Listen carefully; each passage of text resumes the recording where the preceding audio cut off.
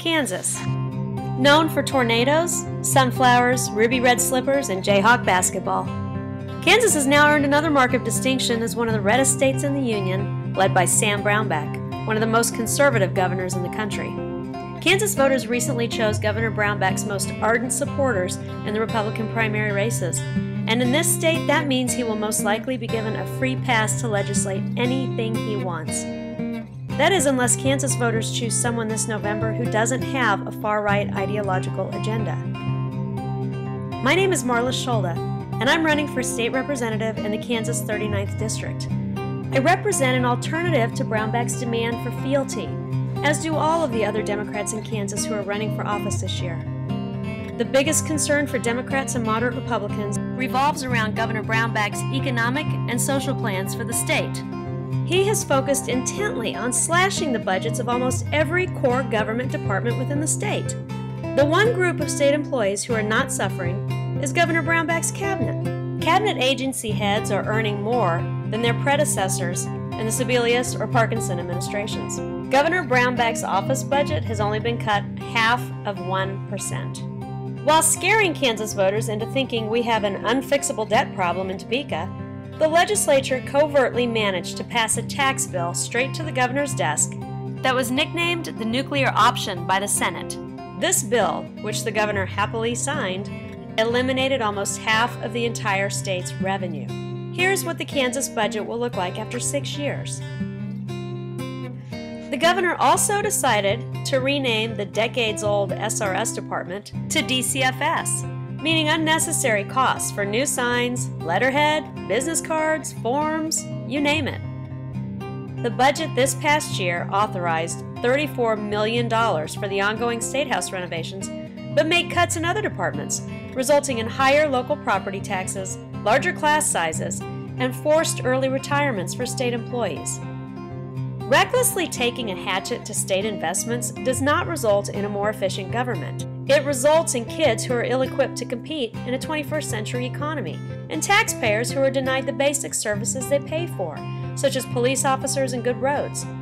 We need to be focused on creating jobs and stabilizing the economy, yet the far right wants to slash the investments necessary to accomplish these goals. Because this budget fails to maintain federal guidelines for special education funding, school districts in Kansas will lose nearly $100 million over the next 5 years. Class sizes will explode, teachers and paraprofessionals will be laid off, valuable education programs will go by the wayside, and ultimately many Kansas kids will be left behind. Our children will suffer so that big businesses can be exempt from paying taxes. The far-right Republicans who supported this also sent a clear message to leading researchers at our universities that their work is not valued. Major research endeavors are underway at our region's universities, and slashing the salaries of our leading researchers who bring in millions of dollars of grants to our state sends a terrible message. The butt of many conservative jokes in Kansas, Brownback's executive order that formally abolished the Kansas Arts Commission was anything but funny. When the legislature, responding to statewide pressure, rejected the governor's order, he simply eliminated all 5 of the Kansas Arts Commission employees. Kansas is now the only state in the nation with no arts commission. Art-related nonprofits employ, or at least they did, nearly 4,000 Kansans. With regard to the Affordable Care Act, according to the Kansas Health Institute, failure to support the expansion will result in lack of Medicaid coverage for 151,000 of the 380,000 currently uninsured Kansans. Brownback has remained silent on the Medicaid expansion, but has indicated in numerous ways his opposition to the Affordable Care Act and supports its repeal.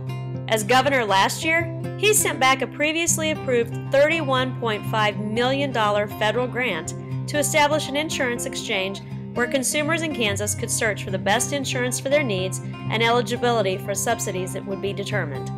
Ultra-conservative House members passed 5 House bills related to women's reproductive rights during the past legislative session. 5. These bills deny federal money from going to Planned Parenthood, stating that these Title X funds only be allowed to go to county health departments. Planned Parenthood is the only option for thousands of women who need contraception, physical exams, mammograms, cancer screenings, education, and counseling. 1 in 5 women have turned to Planned Parenthood at some time in their life for high-quality, affordable, and non-judgmental care. 1 of the 4 bills openly rejects scientific research, and 1 of them actually encourages doctors to lie to their patients, telling them there is a connection between breast cancer and abortion, when this is scientifically false. This could cause research centers like KU to lose federal funding and further demonstrates the Kansas legislature's fixation on restricting women's reproductive rights while ignoring real Kansas issues. This legislation also comes when abortions in Kansas are at their lowest point since 1988.